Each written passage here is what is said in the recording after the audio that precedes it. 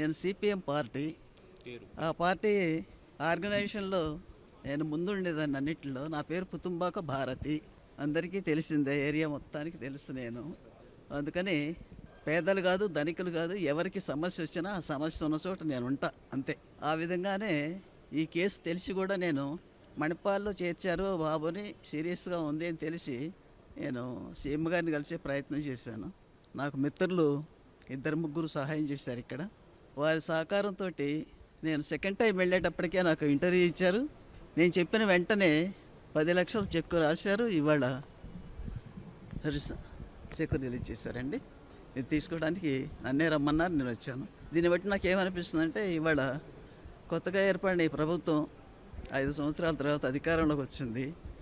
చాలా ఆర్థిక ఒడిదుడుకులను ఎదుర్కొంటుంది.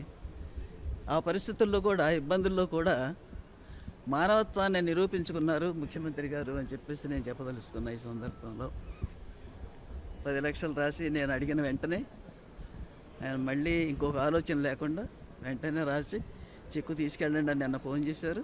అందుకని ఈరోజు వచ్చాను నేను. వారు స్పందించడానికి నాతో ఉన్నటువంటి మిత్రులు వాళ్ళు కూడా నాతో పాటుగా చాలా కృషి చేశారు. కౌలు రైతు కుటుంబం, వెంకటేశ్వరరావు ఆయన పేరు.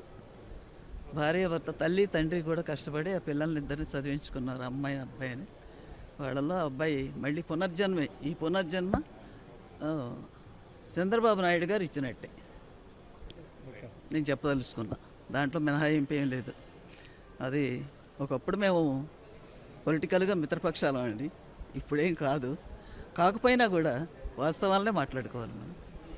అందుకని ఈ సందర్భంగా ఆయన మానవత్వాన్ని నిరూపించుకున్నందుకు చాలా చాలా కృతజ్ఞతలు.